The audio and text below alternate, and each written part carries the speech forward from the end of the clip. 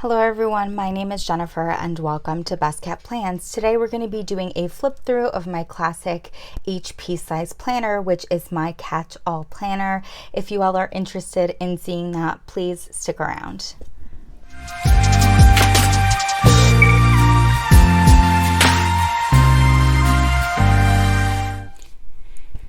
As I said in the introduction, this is a classic HP planner. I have not changed the outside of the planner at all since my last flip through. I'm still using this hardcover. It has this quilted pattern on it, which I didn't think would be my vibe or my style, but I actually really like this cover, which is why I haven't changed it up. And I do still have the planner on black metal discs. I really like this sleek black look, and so I've been sticking with that.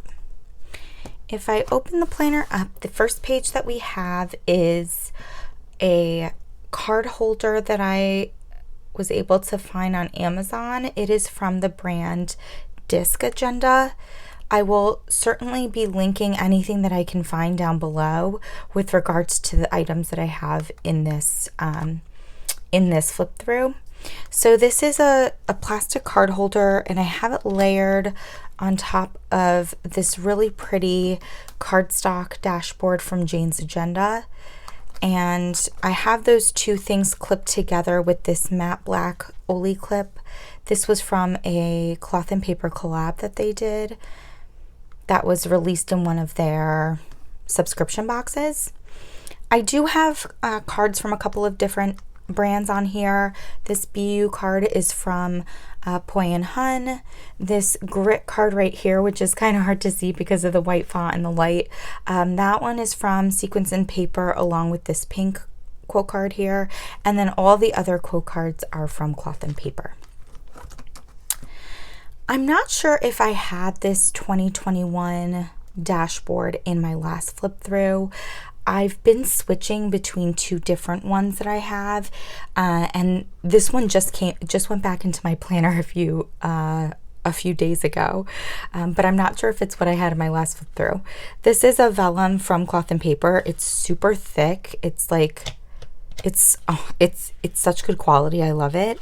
And I just have it layered on top of another dashboard from Cloth and Paper. This one has a bunch of just letters all over the place, and I thought it looked really, really nice together. I have them clipped together with this Affogato Oli clip. This is another Cloth and Paper collab. And then on the back side, I have this little teardrop quote card from Poi & Hun. Next, I have another decorative vellum dashboard from Planner Press. This one says "Simplicity is the ultimate sophistication," which is a quote from Leonardo da Vinci that I really like. I do have it layered on top of another dashboard from Jane's Agenda. I think I said in my last video that Jane's Agenda sells these cardstock dashboards in like sets of 3. So this dashboard here, as well as the one in the front here, are from the same set of 3, but I don't think I have the third one in here right now. And I do have these two dashboards clipped together with another Cloth and Paper Oli clip collab, and I believe this one is Manhattan.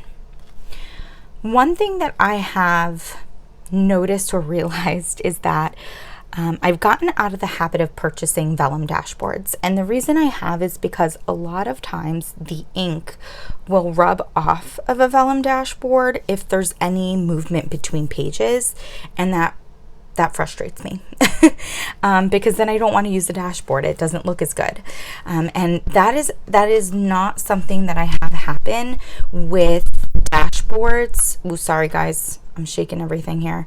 That's not something I have happen with dashboards from Planner Press. Something about like the smoothness of the vellum they use, and then the way that they put their ink on, like I couldn't scratch this off. There's no way. So I think that in the future, you know, if I do kind of see myself liking vellum dashboards more, or wanting to incorporate vellum dashboards more, I'm going to end up purchasing from Planner Press. When I flip that over, we get to my inbox, which has not changed since my last setup. I did clean it up for you all, so it looks nice and pretty. But I have this glass plastic dashboard from Cloth and Paper. It's their inbox dashboard. And then I have it layered with a vellum from them that is their digital declutter vellum. And then on the back side there is another cardstock dashboard from Jane's Agenda. This is from a separate set of 3 than the other 2 that you all have seen so far. I have a bunch of different Cloth and Paper sticky notes on the front, and I have it all clipped together with another Oli Cloth and Paper collab, and this one is in Prosecco. After that, we get in more so into the meats and potatoes of this planner. We have my first top tab.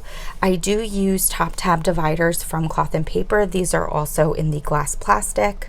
I don't have them labeled at all. Let me see if I can show you guys. So you can see them all there, but they're not labeled. And that's just my preference. I prefer to have them unlabeled. I know what section is what, so this just works for me. And so on the first tab here is my calendar section, and I do have a couple of dashboards clipped to the divider. I have the 2021 Year at a Glance vellum from Cloth and Paper, and then behind that I have this cardstock dashboard from them. I thought that the two together just looks really pretty. And I have that all clipped together with another one of the Affogato Oli clips from a Cloth and Paper collab. I have gotten into the habit of putting little quote cards on all of my dividers, and I do switch them up every once in a while. The one that I currently have on here is from Cloth and Paper, and it says "Just be in the moment." Last time I did my flip, I think I had a different quote card, and I think it was down here, and that's because we were in the first half of the year. Now that we're in the second half of the year, these are the calendars I need access to, so I put it up top.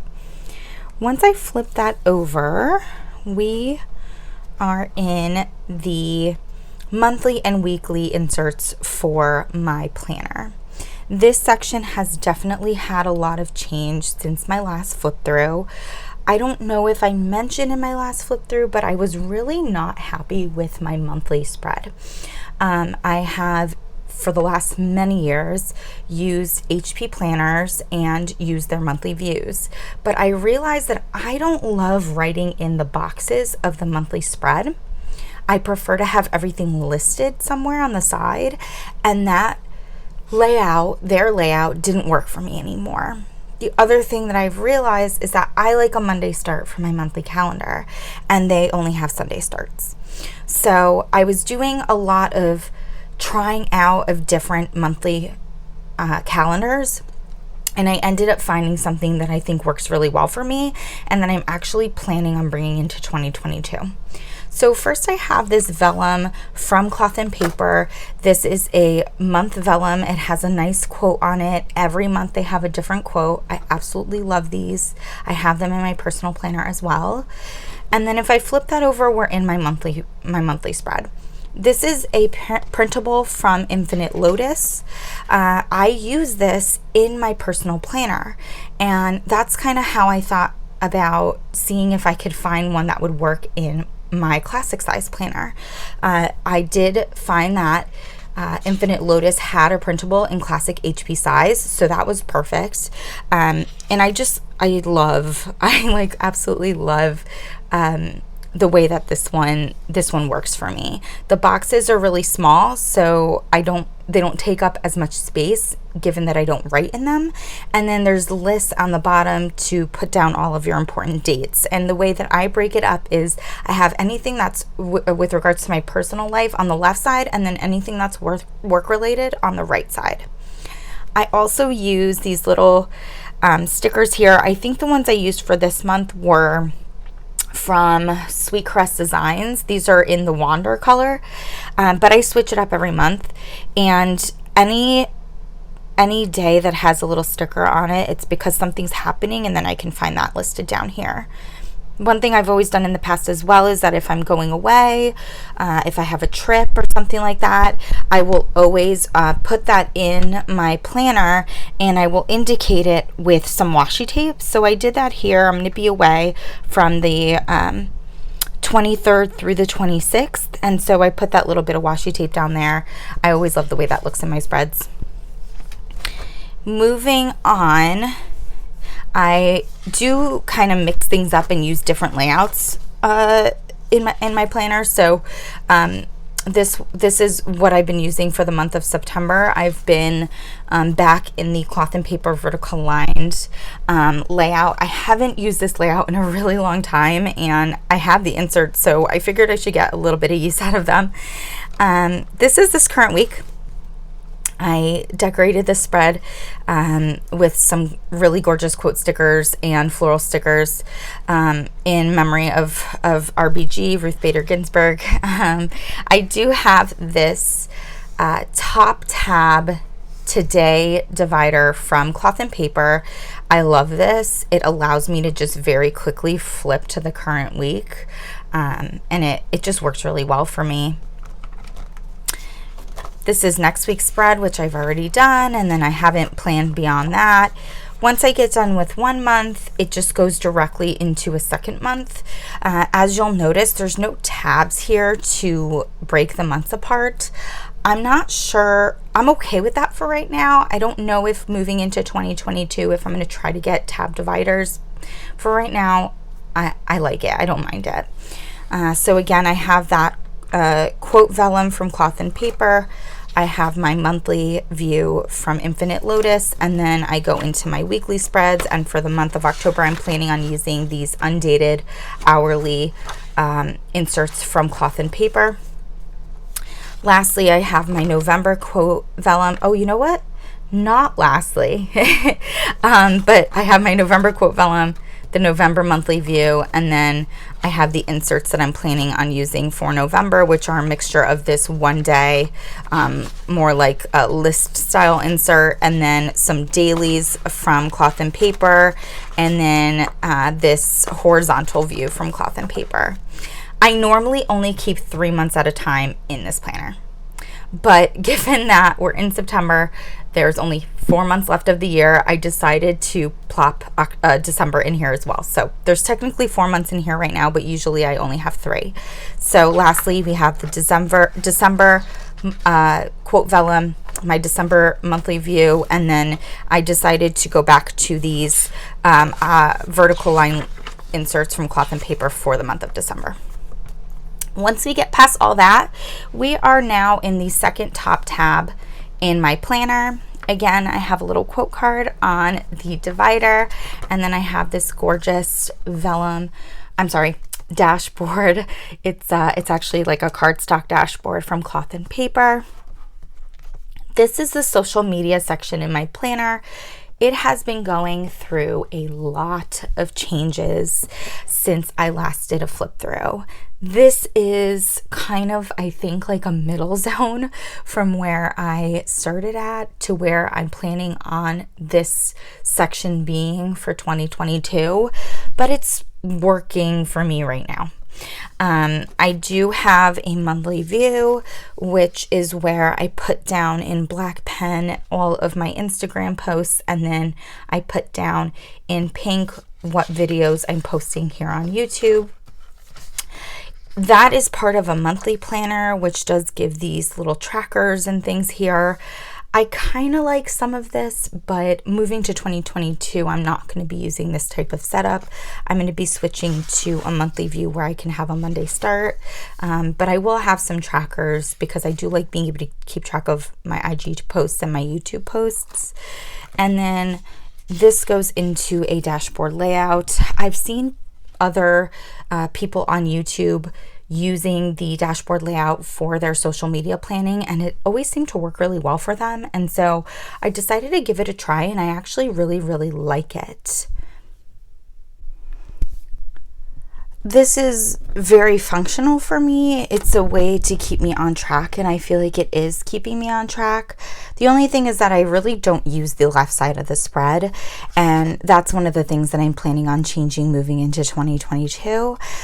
But I have been using this to kind of remind myself or keep myself on a schedule with regards to filming and editing and making thumbnails and all of that stuff. I do have October and November and December in here for this section as well. Again, normally I'd only have 3 months at a time, but since there's only 4 months left in 2021, it just made sense to put them all in here. And I do have my IG posts already kind of thought up for October, but I don't have any of my videos put in here. And then nothing else is kind of done for the month of October, November, or December with regards to this section of my planner. Next, we have my third top tab, which is where I keep lists or trackers for myself. I again have this really pretty quote card from Cloth and Paper, as well as this visionary dashboard. This is one of my favorite dashboards. I love it, and it feels incredible. So that's the one I have here. And then I have these trackers that I made for myself, or lists that I made for myself to keep on top of different television shows, movies, and books that I want to read. As you can see, the movies and shows sections or I should say sheets, are much longer than the books one. I've fallen off my reading game. I genuinely fell off my reading game like a year ago, and I don't think I have read a book in a year, which is sad. But for some reason, like, nothing has been grabbing my attention enough that I want to read when there's so many good television shows and movies out there. I definitely have these few in here that I haven't seen that I just need to get to, but like new things keep coming out and I keep just watching the new stuff. So I did recently watch Clickbait, which I enjoyed. It was interesting. It wasn't a masterpiece, but the mystery aspect of it was really good. I definitely did not see the end coming, that's for sure. And for movies, again, a bunch of ones that have been out for a while that I just haven't gotten around to. And then for books, this has not changed, I don't think, at all since my last flip through. I still have this reading challenge here in the back that I should just probably get rid of, because it's basically like smacking me across the face every time I see it, saying like, get your ass together. But I was trying to get myself back on track with regards to reading. So summer of 2020, I was like, I'm going to create this sheet here, and my goal is going to be to read one book a month. And then if I read any more than that one book a month, I'll put it in these stickers down here. And I did really good for June, July, and August. I read 5 books, and then I fell off on September. And so for October, I was like, I'm going to write the book in that I want to read. And then I'll just have to do it. It's written in there. I have to read it. So I wrote Such a Fun Age in, and I never read Such a Fun Age. It's still sitting on my bookshelf. So yeah, this is sad. I need to get it together. Once I get that flipped over, I'm in the last top tab section of my planner. Again, I have another quote card from Cloth and Paper, and I have this beautiful cardstock dashboard from Cloth and Paper. I love the pink in this. I wish they would come out with other dashboards and things that were this tone of pink. It's so pretty. This is where I keep just some random or miscellaneous sheets that I have in my planner. I did recently just put together these washi tape swatches. I posted a video, I think it's last week, with my washi tape collection, and I did show you all these. I actually went through and destashed my washi again after I made that video. So a bunch of these I don't even have anymore. Like this one, this one here, I think these two, This one, these two, yeah, there's a bunch that I got rid of. So I do have all of these swatches here still. I'm not going to redo this sheet. It is what it is, you know. I do like looking at these sheets, like when I'm trying to figure out what washi to use when I'm putting together a spread. It's just nice to see how it's going to look on white paper. Not so much for the neutral washi tapes, but like for something, you know, something like even this wine bottle one. Like, it's nice to see how that's going to look on a white sheet of paper. So that's kind of why I put these together. And then I have this one with all of my HP washi. I ended up getting rid of the vast majority of these thin washi tapes. I think I had even mentioned in that video how I don't really use them, but I feel like maybe I might, and that's why I haven't gotten rid of them. I'm not going to use them. I'm just not. So I got rid of the vast majority of them except for the more neutral ones that I have. And then the last sheet that I have in here is this wacky holiday sheet. I made this a really, really long time ago. It has all of these different fun holidays on the front and on the back. I love the way that the sheet ended up coming out. And of course, I have not referenced it or used it since. But I just like the way it looks, so I can't get rid of it. I feel like it needs a special place in the back of my planner here. But yeah, that is my current setup for my classic HP planner. Again, this is where I just keep everything in one place except for my budgeting, which is in a totally separate book. Oh no, sorry guys, I am really smacking my camera around today. Okay, I hope that you all enjoyed this flip through. It's a work in progress right now. That's how I feel about my classic HP planner, kind of always, but especially as I'm getting towards the end of the year, trying to figure out what things have been working for me, what things haven't, what I need to be changing come 2022 or come the new year. And I like the decisions that I've made so far with regards to my my planner, this classic planner, and what I'm going to keep and what I'm going to change in the coming year.